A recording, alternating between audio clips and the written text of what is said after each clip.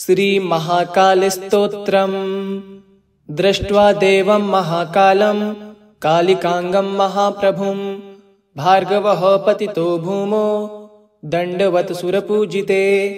भार्गव उवाच कल्यन्तकालाग्रसमानभासं चतुर्भुजं कालिकयोपजुष्टं कपलखड्वाङ्गवराभयाढ्यकरं महाकालमनन्तमीढे। नमः परमरूपाय परामलस्वरूपिणे नियतिप्राप्तदेहाय तत्त्वरूपाय ते नमः। नमः परमस्वरूपाय परमार्थैकरूपिणे विඤ्ඤमायास्वरूपाय भैरवाय नमोऽस्तुते। ॐ नमः परमेशाय परतत्त्वार्थदर्शिने विඤ्ඤमायाध्यधीशाय धीविचित्राय शम्भवे त्रिलोकेशाय गूढाय सूक्ष्मायाव्यक्तरूपिणे पराकाष्ठादिरूपाय पराय शम्भवे नमः। ॐ नमः कालिकांगाय कालाञ्जन्निभायते जगत्संहारकर्त्रे च महाकालाय ते नमः। नमः उग्राय देवाय भीमाय भयदायिने महाभयविनाशाय सृष्टिसंहारकारिणे नमः परापरानन्द स्वरूपाय महात्मने परप्रकाशरूपाय प्रकाशानां प्रकाशिने। ॐ नमो ध्यानगम्याय योगिहत्पद्मवासिने वेदतन्त्रार्थगम्याय वेदतन्त्रार्थदर्शिने वेदागमपरामर्श परमानन्ददायिने तन्त्रवेदान्तवेद्याय सम्भवे विभवे नमः। धियां प्रचोदकं यत्तु परमं ज्योतिरुत्तमं तत्प्रेरकाय देवाय परमज्योतिषे नमः। गूढाश्रियाय देवाय निर्गुणाय कपर्दिने अतिस्थूलाय देवाय अतिसूक्ष्माय ते नमः। त्रिगुणाय त्रिधीशाय शक्तित्रितयशालिने नमस्त्रिज्योतिषे तुभ्यं त्र्यक्षाय च त्रिमूर्तये। दृष्ट्वा देवं महाकालं कालिकांगं महाप्रभुं भार्गवः पतितो भूमौ दण्डवत् सुरपूजिते। भार्गव उवाच कल्यन्तकालाग्रसमानभासं चतुर्भुजं कालिकयोपजुष्टं कपलखड्वाङ्गवराभयाढ्यकरं महाकालमनन्तमीढे। नमः परमरूपाय परामलस्वरूपिणे नियतिप्राप्तदेहाय तत्त्वरूपाय ते नमः। नमः परमस्वरूपाय परमार्थैकरूपिणे विඤ्ඤमायास्वरूपाय भैरवाय नमोऽस्तुते। ॐ नमः परमेशाय परतत्त्वार्थदर्शिने विඤ्ඤमायाध्यधीशाय धीविचित्राय शम्भवे त्रिलोकेशाय गूढाय सूक्ष्मायाव्यक्तरूपिणे पराकाष्ठादिरूपाय पराय शम्भवे नमः। ॐ नमः कालिकांगाय कालाञ्जन्निभायते जगत्संहारकर्त्रे च महाकालाय ते नमः। नमः उग्राय देवाय भीमाय भयदायिने महाभयविनाशाय सृष्टिसंहारकारिणे नमः परापरानन्द स्वरूपाय महात्मने परप्रकाशरूपाय प्रकाशानां प्रकाशिने। ॐ नमो ध्यानगम्याय योगिहत्पद्मवासिने वेदतन्त्रार्थगम्याय वेदतन्त्रार्थदर्शिने वेदागमपरामर्श परमानन्ददायिने तन्त्रवेदान्तवेद्याय सम्भवे विभवे नमः। धियां प्रचोदकं यत्तु परमं ज्योतिरुत्तमं तत्प्रेरकाय देवाय परमज्योतिषे नमः। गूढाश्रियाय देवाय निर्गुणाय कपर्दिने अतिस्थूलाय देवाय अतिसूक्ष्माय ते नमः। त्रिगुणाय त्रिधीशाय शक्तित्रितयशालिने नमस्त्रिज्योतिषे तुभ्यं त्र्यक्षाय च त्रिमूर्तये। दृष्ट्वा देवं महाकालं कालिकांगं महाप्रभुं भार्गवः पतितो भूमौ दण्डवत् सुरपूजिते। भार्गव उवाच कल्यन्तकालाग्रसमानभाषं चतुर्भुजं कालिकयोपजुष्टं कपलखड्वाङ्गवराभयाढ्यकरं महाकालमनन्तमीढे। नमः परमरूपाय परामलस्वरूपिणे नियतिप्राप्तदेहाय तत्त्वरूपाय ते नमः। नमः परमस्वरूपाय परमार्थैकरूपिणे विन्यमायास्वरूपाय भैरवाय नमोऽस्तुते। ॐ नमः परमेशाय परतत्त्वार्थदर्शिने विन्यमायाध्यधीशाय धीविचित्राय शम्भवे त्रिलोकेशाय गूढाय सूक्ष्मायाव्यक्तरूपिणे पराकाष्ठादिरूपाय पराय शम्भवे नमः। ॐ नमः कालिकांगाय कालाञ्जन्निभायते जगत्संहारकर्त्रे च महाकालाय ते नमः।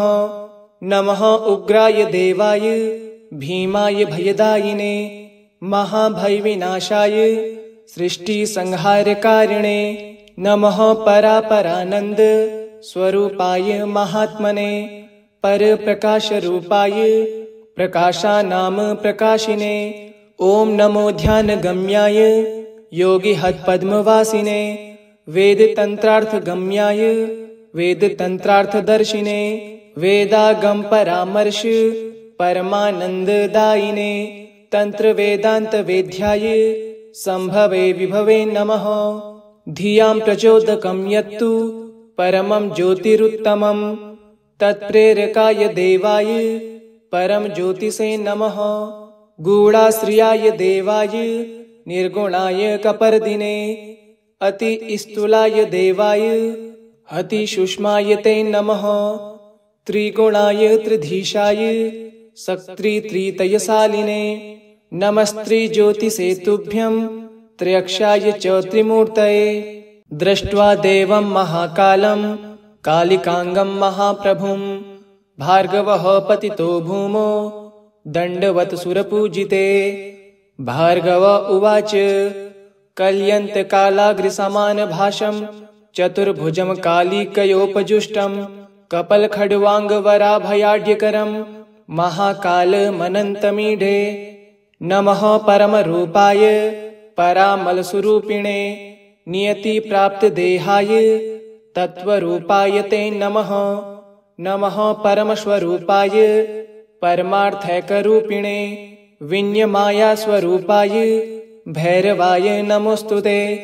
ॐ नमः परमेशाय परतत्त्वार्थदर्शिने विन्यमायाध्यधीशाय धीविचित्राय शम्भवे त्रिलोकेशाय गूढाय सूक्ष्मायाव्यक्तरूपिणे पराकाष्ठादिरूपाय पराय शम्भवे नमः। ॐ नमः कालिकांगाय कालाञ्जन्निभायते जगत्संहारकर्त्रे च महाकालाय ते नमः। नमः उग्राय देवाय भीमाय भयदायिने महाभयविनाशाय सृष्टिसंहारकारिणे नमः परापरानन्द स्वरूपाय महात्मने परप्रकाशरूपाय प्रकाशानां प्रकाशिने। ॐ नमो ध्यानगम्याय योगिहत्पद्मवासिने वेदतन्त्रार्थगम्याय वेदतन्त्रार्थदर्शिने वेदागमपरामर्श परमानन्ददायिने तन्त्रवेदान्तवेद्याय सम्भवे विभवे नमः। धियां प्रचोदकं यत्तु परमं ज्योतिरुत्तमं तत्प्रेरकाय देवाय परम ज्योतिषे नमः। गूढाश्रियाय देवाय निर्गुणाय कपर्दिने अतिस्थूलाय देवाय अतिसूक्ष्माय ते नमः। त्रिगुणाय त्रिधीशाय शक्तित्रितयशालिने नमस्त्रिज्योतिषे तुभ्यं त्र्यक्षाय च त्रिमूर्तये।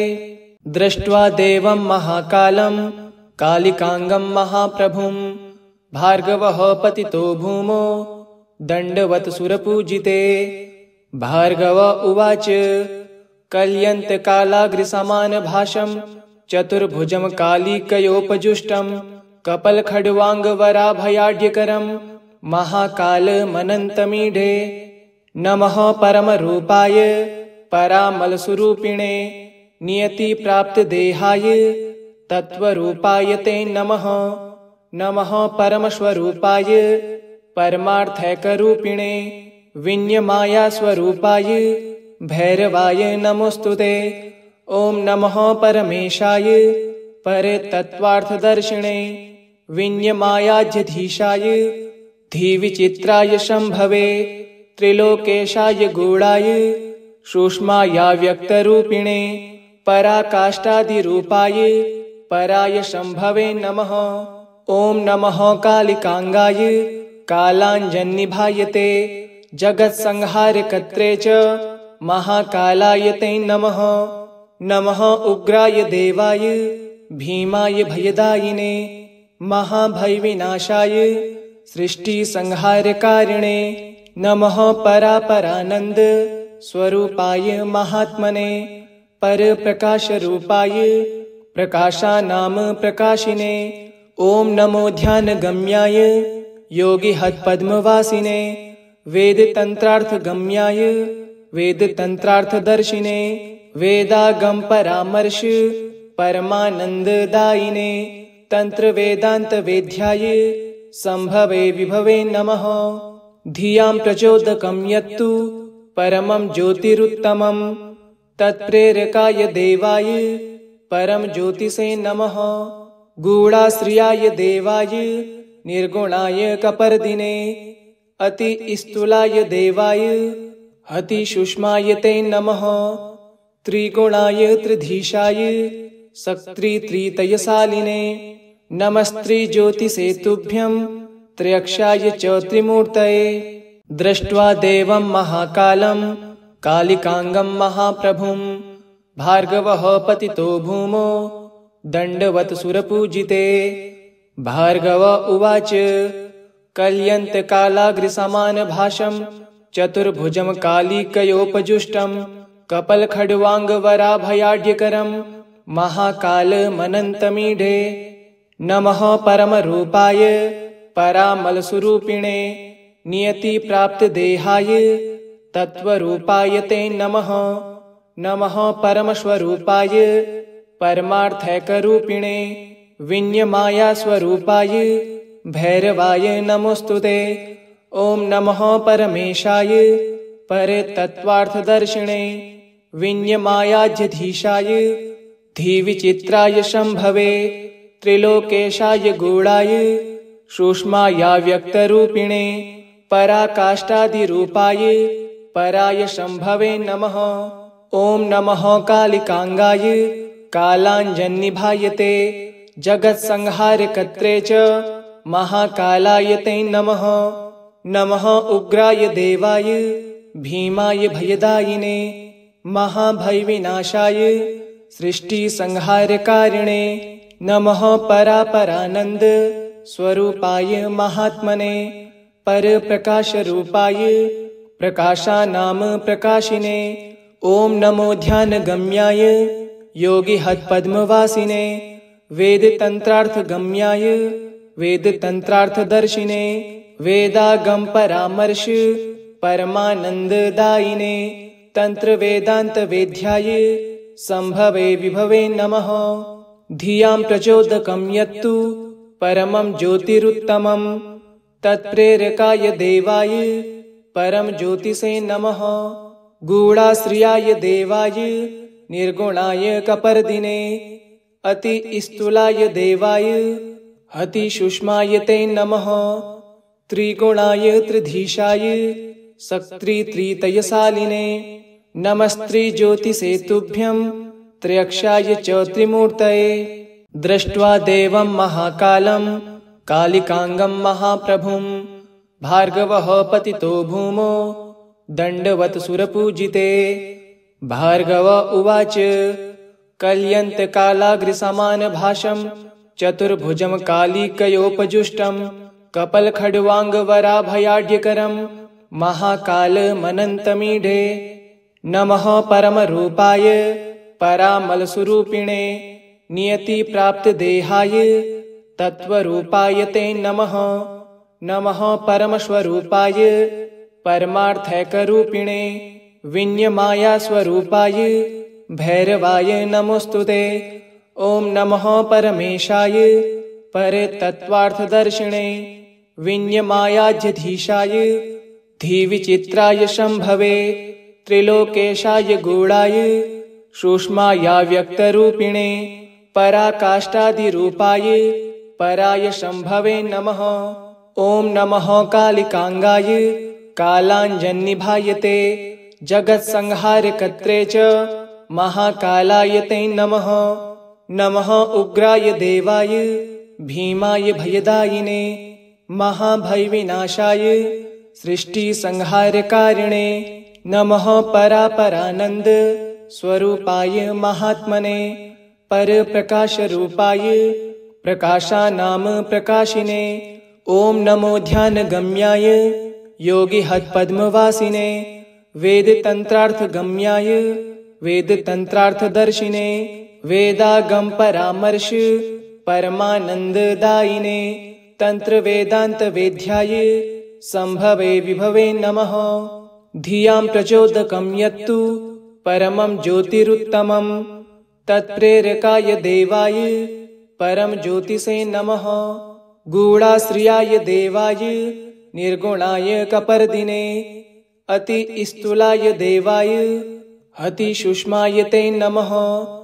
त्रिगुणाय त्रिधीशाय शक्तित्रितयशालिने नमस्त्रिज्योतिषे तुभ्यं त्र्यक्षाय च त्रिमूर्तये। दृष्ट्वा देवं महाकालं कालिकांगं महाप्रभुं भार्गवः पतितो भूमौ दण्डवत् सुरपूजिते। भार्गव उवाच कल्यन्तकालाग्रसमानभासं चतुर्भुजं कालिकयोपजुष्टं कपलखड्वाङ्गवराभयाढ्यकरं महाकालमनन्तमीढे। नमः परमरूपाय परामलस्वरूपिणे नियतिप्राप्तदेहाय तत्त्वरूपाय ते नमः। नमः परमस्वरूपाय परमार्थैकरूपिणे विඤ्ඤमायास्वरूपाय भैरवाय नमोस्तुते।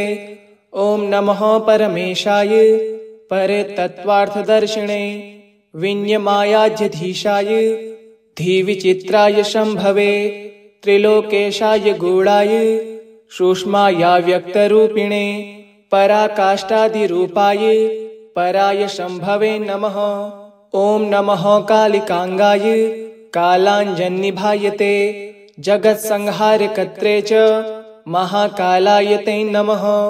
नमः उग्राय देवाय भीमाय भयदायिने महाभयविनाशाय सृष्टिसंहारकारिणे नमः परापरानन्द स्वरूपाय महात्मने परप्रकाशरूपाय प्रकाशानां प्रकाशिने।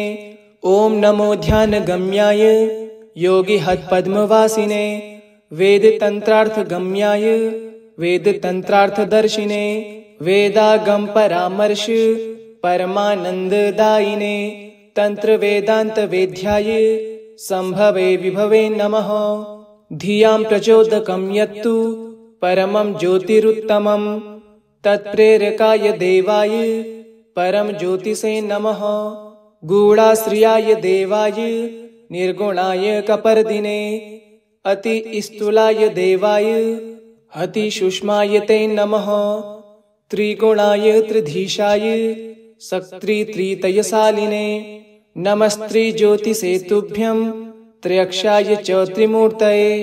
दृष्ट्वा देवं महाकालं कालिकांगं महाप्रभुं भार्गवः पतितो भूमौ दण्डवत् सुरपूजिते। भार्गव उवाच कल्यन्तकालाग्रसमानभासं चतुर्भुजं कालिकयोपजुष्टं कपलखड्वाङ्गवराभयाढ्यकरं महाकालमनन्तमीढे। नमः परमरूपाय परामलस्वरूपिणे नियतिप्राप्तदेहाय तत्त्वरूपाय ते नमः। नमः परमस्वरूपाय परमार्थैकरूपिणे विඤ्ඤमायास्वरूपाय भैरवाय नमोस्तुते। ॐ नमः परमेशाय परतत्त्वार्थदर्शिने विन्यमायाध्यधीशाय धीविचित्राय शम्भवे त्रिलोकेशाय गूढाय सूक्ष्मायाव्यक्तरूपिणे पराकाष्ठादिरूपाय पराय शम्भवे नमः। ॐ नमः कालिकांगाय कालाञ्जन्निभायते जगत्संहारकर्त्रे च महाकालाय ते नमः। नमः उग्राय देवाय भीमाय भयदायिने महाभयविनाशाय सृष्टिसंहारकारिणे नमः परापरानन्द स्वरूपाय महात्मने परप्रकाशरूपाय प्रकाशानां प्रकाशिने ॐ नमो ध्यानगम्याय योगिहत्पद्मवासिने वेदतन्त्रार्थगम्याय वेदतन्त्रार्थदर्शिने वेदागमपरामर्श परमानन्ददायिने तन्त्रवेदान्तवेद्याय सम्भवे विभवे नमः। धियां प्रचोदकं यत्तु परमं ज्योतिरुत्तमं तत्प्रेरकाय देवाय परम ज्योतिषे नमः। गूढाश्रियाय देवाय निर्गुणाय कपर्दिने अतिस्थूलाय देवाय अतिसूक्ष्माय ते नमः। त्रिगुणाय त्रिधीशाय शक्तित्रितयशालिने नमस्त्रिज्योतिषे तुभ्यं त्र्यक्षाय च त्रिमूर्तये। दृष्ट्वा देवं महाकालं कालिकांगं महाप्रभुं भार्गवः पतितो भूमौ दण्डवत् सुरपूजिते। भार्गव उवाच कल्यन्तकालाग्रसमानभासं चतुर्भुजं कालिकयोपजुष्टं कपलखड्वाङ्गवराभयाढ्यकरं महाकालमनन्तमीढे। नमः परमरूपाय परामलस्वरूपिणे नियतिप्राप्तदेहाय तत्त्वरूपाय ते नमः।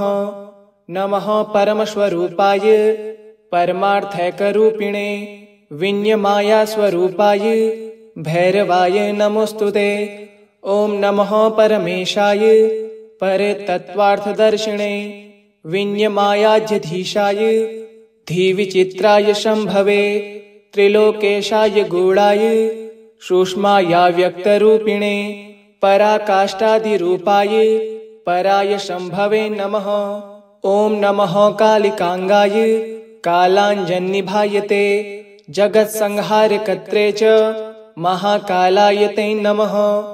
नमः उग्राय देवाय भीमाय भयदायिने महाभयविनाशाय सृष्टिसंहारकारिणे नमः परापरानन्द स्वरूपाय महात्मने परप्रकाशरूपाय प्रकाशानां प्रकाशिने ॐ नमो ध्यानगम्याय योगिहत्पद्मवासिने वेदतन्त्रार्थगम्याय वेदतन्त्रार्थदर्शिने वेदागमपरामर्श परमानन्ददायिने तन्त्रवेदान्तवेद्याय सम्भवे विभवे नमः।